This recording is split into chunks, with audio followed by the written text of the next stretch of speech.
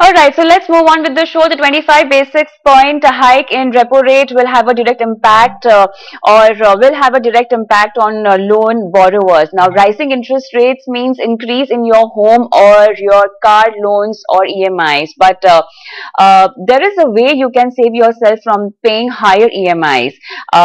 Will prepaying a home loan help you deal with your higher EMIs? To answer all of these questions, let's welcome on board Hemant AR, AVP Communications, bankpaza.com, Tarun Birani, founder and CEO, TPNG Capital Advisors. Welcome to the show, Hemant and Tarun. But before I dive into this discussion with you, there is a small explanation of how much impact is going to be there on your loan EMI, whether we talk about home loan or we talk about auto loan. Let's understand the impact of EMI in this explainer.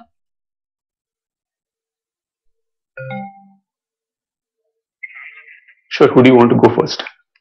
Yeah, so I want to actually show viewers an explainer where we have calculated how much impact will be there on their EMI. So Right. let's just cut into that first.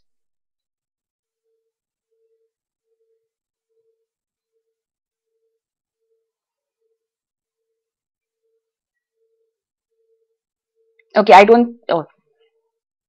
As expected, but what's going to be the impact on your home loan and your auto loan? Let's break this down for you and let's compare it as compared to last year.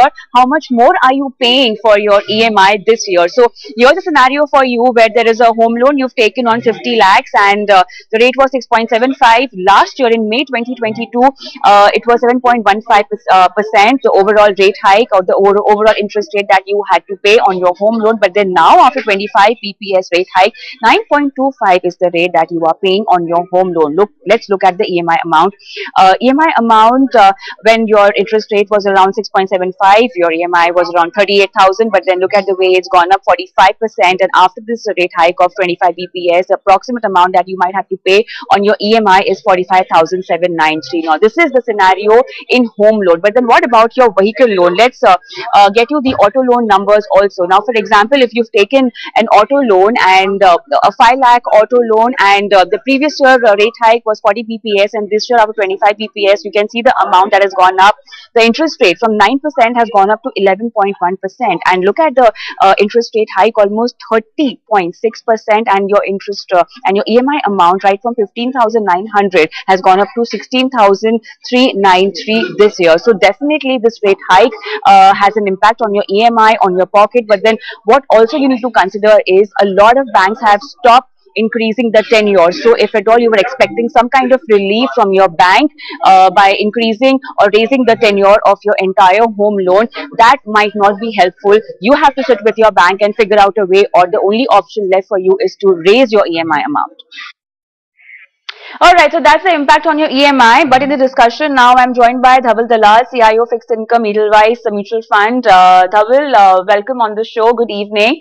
So let's understand what exactly happened in the policy today. And Dhawal, I'll come to you first because 25 basis point, not that it was not expected, but a lot of people on the street were also expecting a pause announcement, which did not happen. Overall, explain us the policy and also the kind of a takeaway that we can get for the on the further move of RBI. So, first of all, the Reserve Bank of India increased the repo rate by 25 basis point along the expected line. There was an expectation that the stance would probably move to neutral. However, the Reserve Bank of India has decided to keep the stance as unchanged.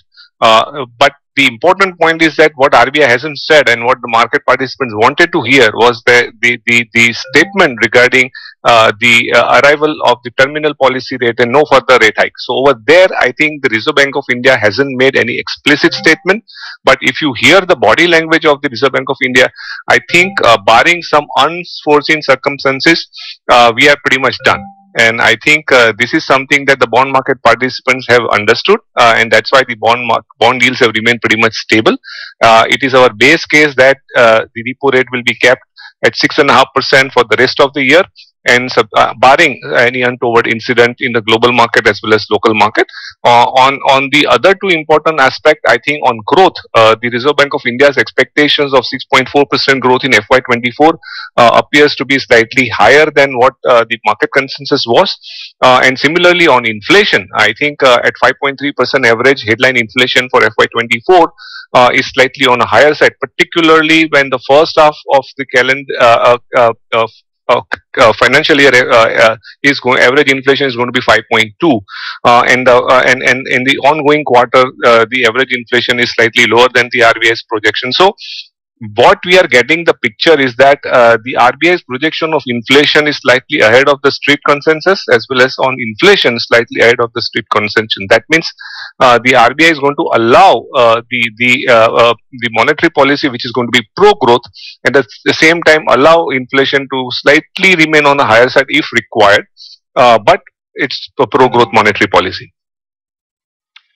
So, Dhawal, I also want to understand what exactly would have been the main concern for RBI to, for hiking the rates in this announcement, because the inflation, although is still a little bit out of control, but then it's still come down as compared to what we had seen few quarters back. Talking about growth, they will have to keep the inflation a little high. So, what could be the main concern going ahead? Do you see it's a domestic concern, or it could be a global consequence that we saw in the policy today? So there are two main concerns. Number one is the core inflation. I think Reserve Bank of India increasingly is making more and more references to core inflation in their monetary policy committee meeting outcomes. Earlier that was not the case, as because the policy was pretty much guided on the headline inflation. So now that the headline inflation is gradually trending lower, however, the core inflation remains pretty sticky, and this is something that RBI is little concerned about, because they are worried that the core inflation being sticky could actually become a little broad-based and disrupt the current scenario of inflation, which is gradually trending lower, number one.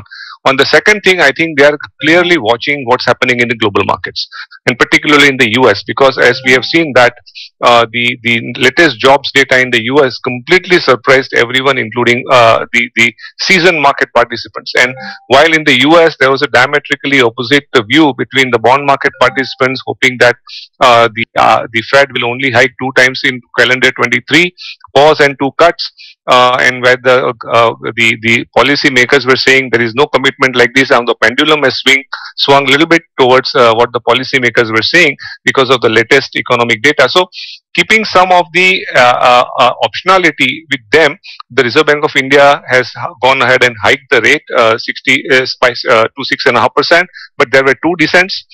So going forward, I think the internal within the committee, external members are right now pushing the envelope on further rate hikes. So from all that perspective, we believe that barring unforeseen circumstances, we are pretty much done on the policy rate hike. All right. So, Hemant, now talking about the loan portfolio that people have, or people who really want to take a loan now in this kind of a scenario, there's no relief for them so far. We also saw an explainer where the EMI, as compared to last year, where we saw certain amount of rate hikes, almost 45%, the home loan EMI has gone up. Do you think there's going to be a relief, and if at all, in what way? Because what we are witnessing, or what we are also seeing, that banks have refused to increase the loan tenure. Okay, now individual loan borrowers are forced to increase the EMI amount. How do you see this shaping up now in few quarters? So I'll avoid the crystal ball gazing and point out to 2 things. One is that all the reports seem to be indicating that inflation is softening and it's probably going to ease out over 23. And the other fact of life is that the repo rate has gone up by 250 basis points, and that has a direct impact on your finances. So it doesn't matter if it goes up by another 25 basis points or 50 basis points. The point is that you need to act now. With home loans, what typically happens is that everything is floating rate. Most loans are floating rate, and with car loans and personal loans, they tend to be fixed rates. And with home loans, obviously, with a 250 basis point increase, your EMIs, the interest outgo is going to increase dramatically. And what we have seen is that if a 20-year loan was taken in the last 2 or 3 years, with a 250 basis point increase, the tenor could easily end up being more than 60 years because it's approaching fantasy territory now. And what happens is that those loans will get capped at 30 years or your retirement age, whichever is sooner. So now we are in a position where it's not just your tenor going up, it's also your EMI. And the simple point of action that you need to think about is that you need to start paying more, because if you don't prepay now, if you don't voluntarily take a bigger EMI now, your loan could just end up being bigger and bigger over time, and it will take more time to pay off, which could hurt your other financial plans like planning for retirement or investing for other needs, your children's education, and so on. So start prepaying. That is the one big takeaway from all these announcements, Kavita. Right. Tarun, I also want to understand the resetting period of the loan. Could you please explain us how it is done by banks? Sure. So, thank you, Kavita. Yeah. You want to take it? Yeah, Tarun, tell me. Yeah. So resetting of loan normally happens once in every bank have their own policy, and based on repo link, most of these banks have set their interest rates. So we are seeing more and more dynamically private banks are changing their interest rates based on the change in the repo rates. So that gets impacted very quickly, but some banks have this every quarter, 6 monthly also. So based on the change on the repo rates, that keeps getting resetted. Hemant? Hemant, you were saying something initially. Hemant, can you hear me? Sorry, can you please repeat your question? Yeah. So when I asked the question, Tarun, you were about to say something. You can answer now.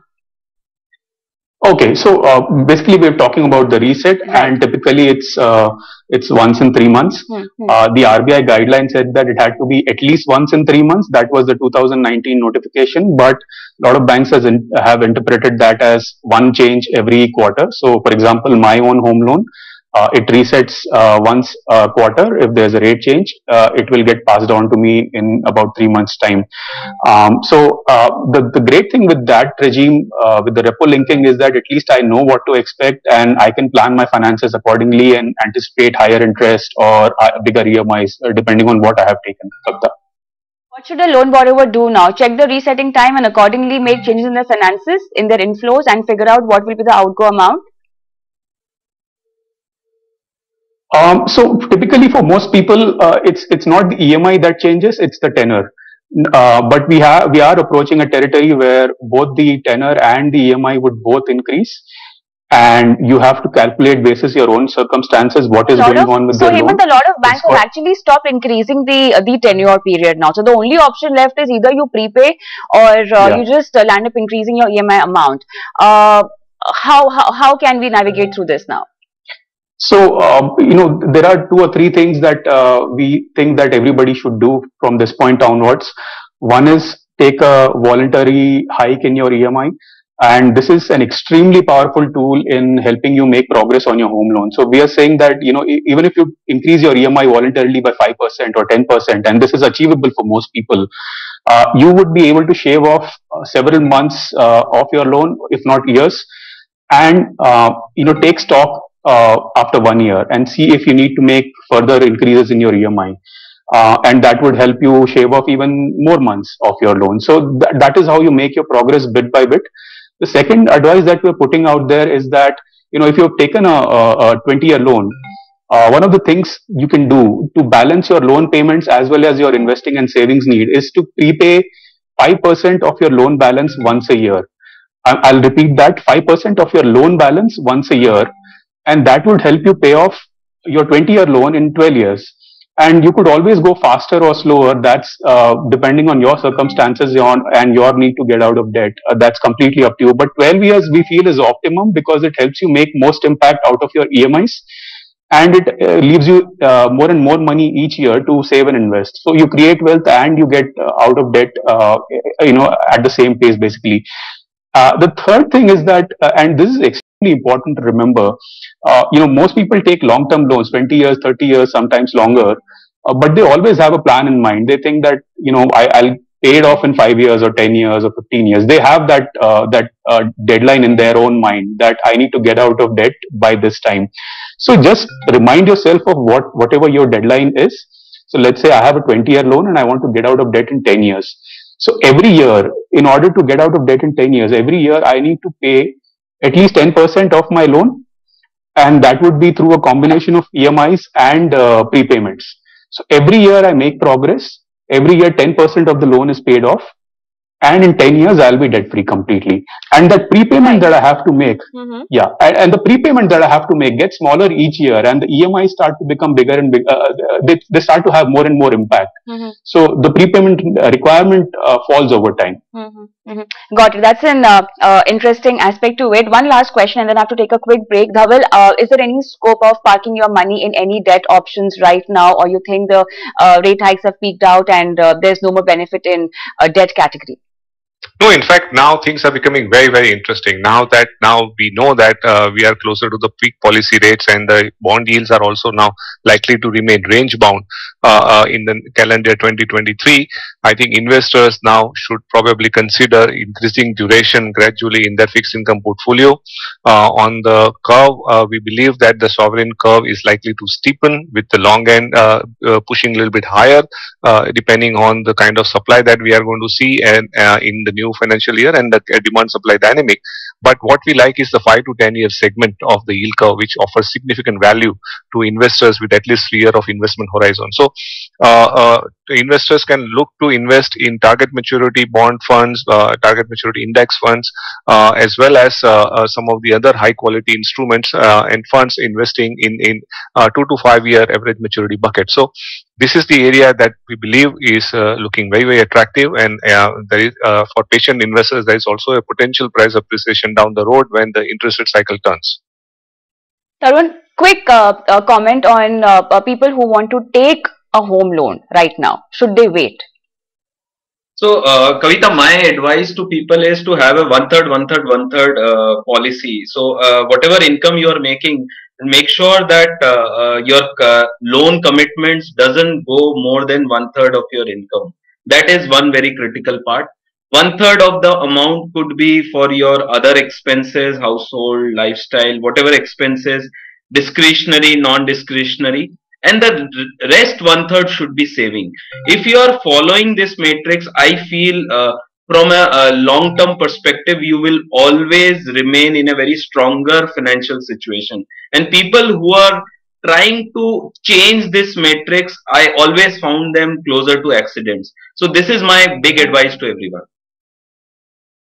Alright, so with these rate hikes, this is a kind of scenario that's emerging for your debt portfolio, and if at all you have a loan portfolio. Thank you so much, gentlemen, for being on the show today. And on that note, let's take a quick